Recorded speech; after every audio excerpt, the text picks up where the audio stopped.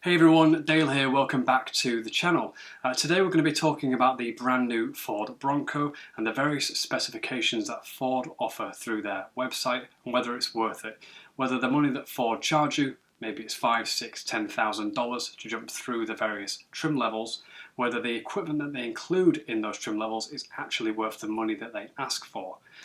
For those of you that are new here or who haven't seen my videos previously, I used to work full-time as a forecast manager, so I used to have to predict vehicle pricing and specification for manufacturers. I would go in and advise manufacturers on what I thought specification they should add to their vehicles, and more importantly from their perspective, what that specification was going to be worth over time for something called the RV, or residual value.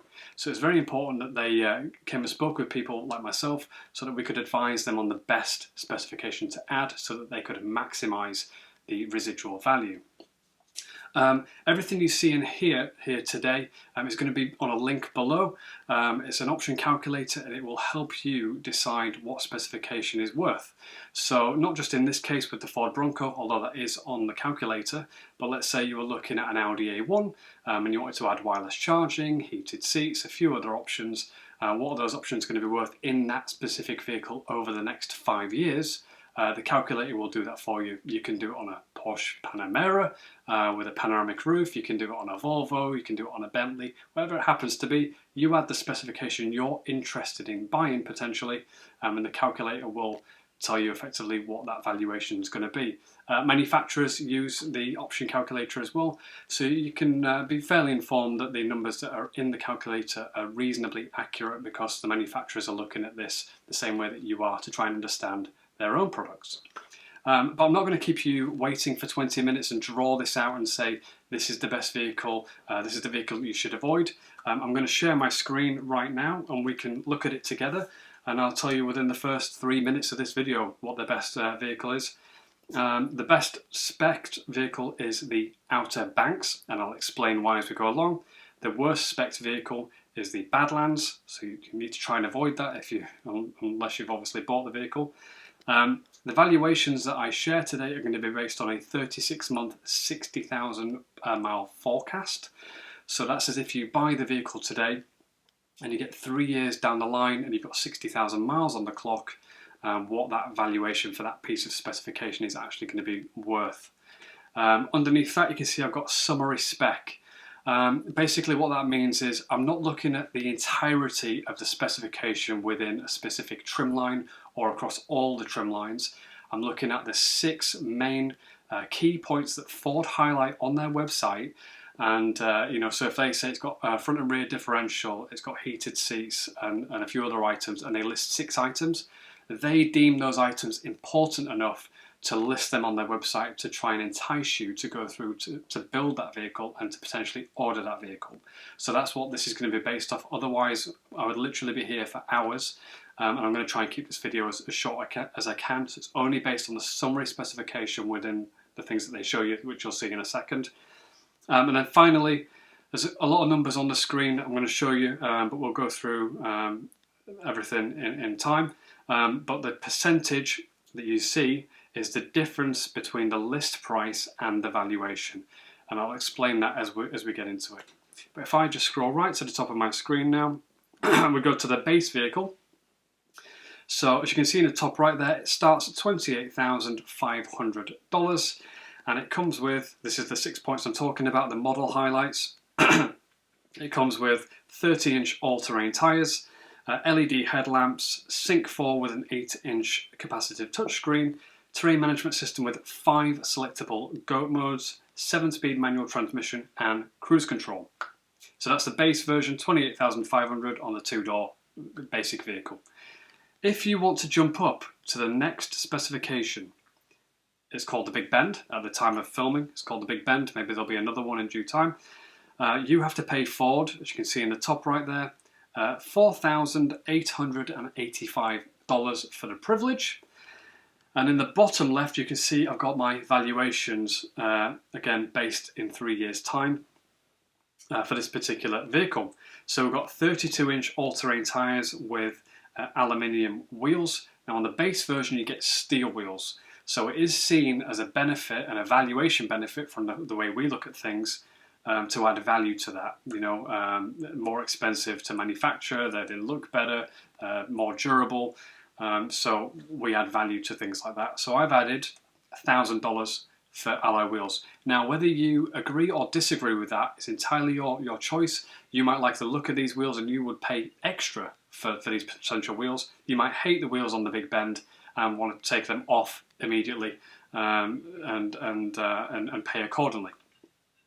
But I've just gone right in the middle for a demographic across the US, and I based it on, in 3 years' time, I think these are worth $1,000. On top of that, you get carbonized grey painted grille. I've done $500 in 3 years' time, and if we just put both models into the screen there, and I just remove some of these lines, you can obviously see the difference between two grills, between the bottom one down here and then the one at the top there. Changes the visual exterior appearance of the vehicle, so I've added additional value to it. I think it adds extra value. Terrain management system with 6 selectable goat modes. Obviously on the previous model it's 5. Now the thing with the goat modes is that unless we can see it, we're not going to add value to it. So in this case we would speak with Ford and we'd ask them to send us a demo vehicle with the 7 selectable modes, which are on vehicles below this, and ask them to demonstrate what they actually do. But for the majority of people, this vehicle is going to be driven on the road, on tarmac, with very light off-roading.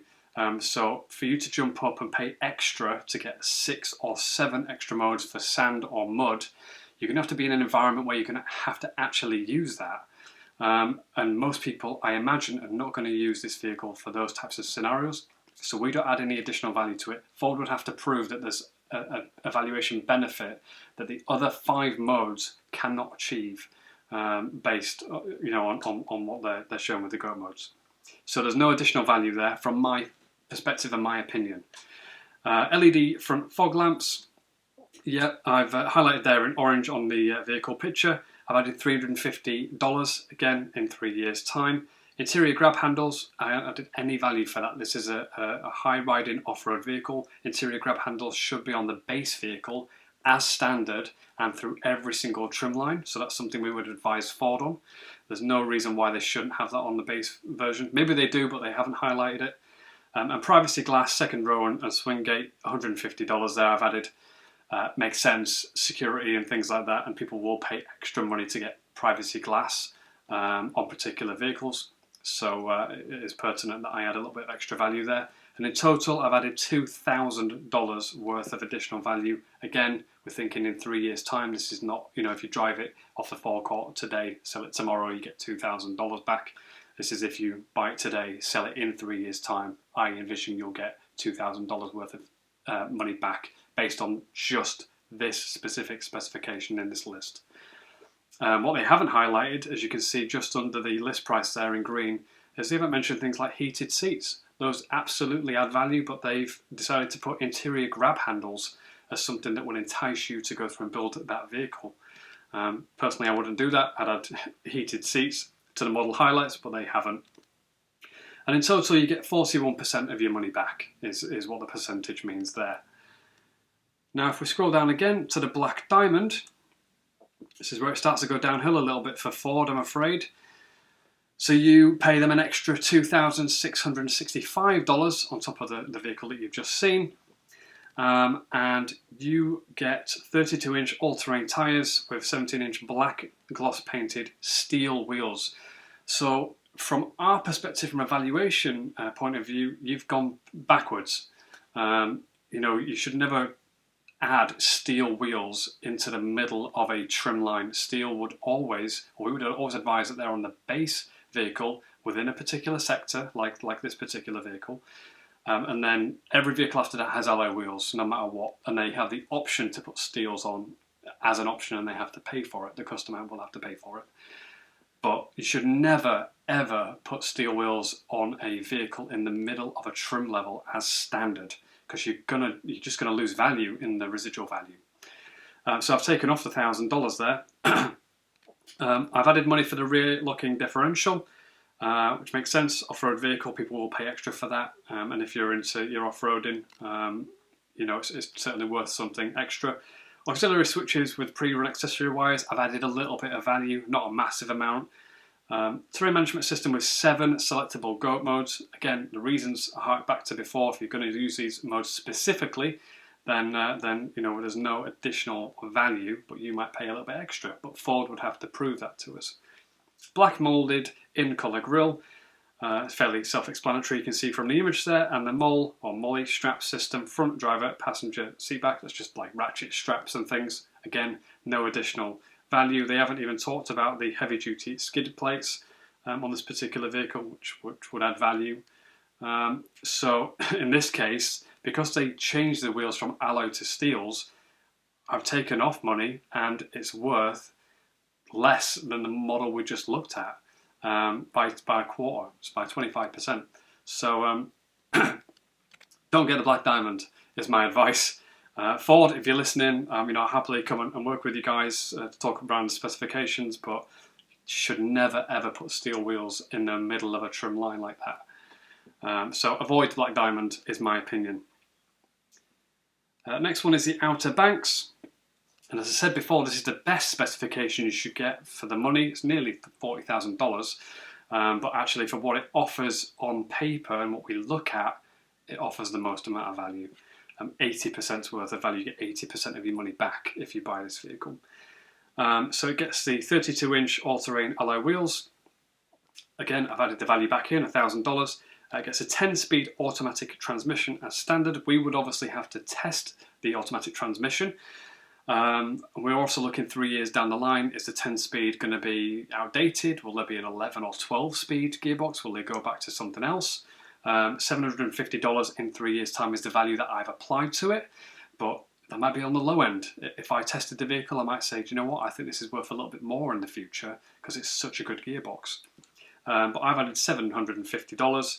Again, it could be worth $1,000, could be worth $500, but I'd need to test the vehicle. LED headlamps with the signature lighting and LED tail lamps, which is these bit here and this specific line across in the middle. So again, it changes the visual appearance of the vehicle, and we do add value to things that do that, because we can easily assign a value and talk someone through why we've assigned a value to a particular item. And in this case, you know, having LED lights with the signature DRLs is one of those things. Blind spot information system with cross traffic alert. No, we don't add value to safety. It entices manufacturers to start to add safety items to vehicles higher in the range and therefore make customers pay for safety. So I never encourage that. I don't add any value whatsoever to safety items. They should be included as standard. Tube step running boards, I've added additional value there as well. And it comes to $2,350 worth of value just for those few items that we can see there on the Outerbanks. But from my position and perspective, great little specification. It's the one to go for. And I'd need to obviously have a look at the other products in person for them to sort of argue the points that their other vehicles have more or less specification or value. Next one is the Badlands. Again, you're going to pay an additional $3,100. Pretty terrible specification just based on what they're showing here. Again, we don't add additional value for alloy wheels if the vehicle prior to that already has alloy wheels. Even if they're a different style or size, they're just alloy wheels, and we look at them that way. We don't. It's very subjective in terms of alloy wheels, so we don't add additional value just for the sake of adding a value because it looks different. It comes with alloys, as did the previous model. Therefore, it's the same value that the previous model was. In this case, you know, there's no additional value. Auxiliary switches, again, you get that on the vehicle before. Upgraded bash plates and rock rails. I need to see that in person. Upgraded, what does that really mean? Are they made of titanium? You know, you need to be a bit more specific, Ford. I haven't added any additional value for something like that. All it does is add weight, which implicates the CO2, which in the UK at least affects how much tax you pay on a vehicle. Marine grade vinyl seats with washout capable rubberized flooring. I've added additional value for that. I think that is a good addition, especially if you're going to be, you know, taking the dog out or doing some off-roading in it. LED headlamps with signature DRLs. Again, this is what you had in the previous model, so there's no point in jumping up into this specification. Terrain management system with 7 selectable goat modes. Again, no additional value anyway, but it also comes on some of the vehicles below. So I added a value of $300 on that one, which equates to 3% of the value. So I think in 3 years' time, you're going to get $300 back based on this spec we can see right now, and you're going to pay Ford $3,100. So there's something not right there. Wildtrak, paid $4,885 for the privilege. You can only get it as a 2.7 twin turbocharged V6. The front and rear locking differentials are standard on the Badlands model, so you're not getting any benefit to jump up to the Wildlands. Advanced 4x4 with automatic on-demand engagement. Again, what does that really mean? If this should be an advanced 4x4 system anyway, so Ford would have to prove to me that it's somewhat more advanced to add any additional value. Auxiliary switches, again on the model before it, so there's no additional value. High clearance suspension, I've added additional value because it gets some Bilstein shocks on it, which are very, very good, and advanced shock absorbers in this category of vehicle. Moulded in-colour hardtop. Every vehicle within the Bronco range gets a hardtop as standard, as far as I could see on their website. And a hood graphic, standard, doesn't mean anything to us in terms of evaluation. It's just a hood graphic. So $250 worth of value there, which equals 5%. So again, it's another one to avoid. Is the Wildtrak.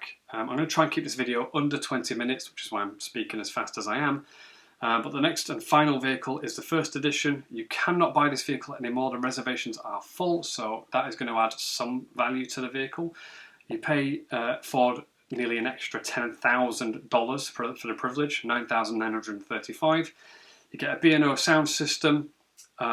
We don't add a massive amount of value to specific sound systems, primarily because audio systems are updated constantly all the time, and we don't add value to big name brands like that. It would only have an additional value or significant value if it was in something like a Rolls Royce or a Bentley or something like that category. But just to have a Bang & Olufsen sound system, it's a similar. We look at it the same as if it's just got a standard sound system. You know, it sounds pretty decent, and most systems sound pretty good. So there's not a massive amount of benefit to that, but we do add something to it. Advanced 4x4 again doesn't mean anything. I'd need to test the vehicle. 360-degree camera, $250. I've added onto that one. I would advise Ford to actually put this on the base vehicle and apply it to every single trim line, and not just have it on the very most expensive vehicle that you can no longer buy.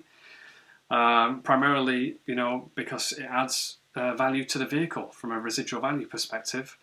You know, that's something that you'd want to see on a vehicle of this type, this size, what it can do, the off-roading capabilities. You know, you'd want to add a 360-degree camera as standard. Adaptive cruise control, again, something you should really have on the beginning of the trim lines on the base vehicles. Additional sound deadening, no additional value. Ford, you should be adding that as standard at this price level. I don't have to want to pay just so I'm not deafened by tyre roll. Bring your own device charging ports. Again, it's neither here nor there. We don't add any additional value for things like that. So I've added $600 worth of value to that vehicle in total, which is quite a lot less than the $10,000 that you're going to part with. It does say that it's got the mechanics of the Badlands, the interior of the First Edition, and the exterior of the Wildtrak to create the ultimate Bronco. But you need to really list that in the model highlights and show me around the vehicle for it to get a significantly increased residual value. But that's it for this vehicle. I've tried to keep this video under 20 minutes. I hope it helped you. If you have any questions, please jump into the comments below. If I haven't explained something fully for you, I can do that as well. But please, obviously, like and subscribe. And if you want to see more videos, you know, hang around and check them out in suggestions wherever they are on the screen at the minute. Really appreciate it. Cheers.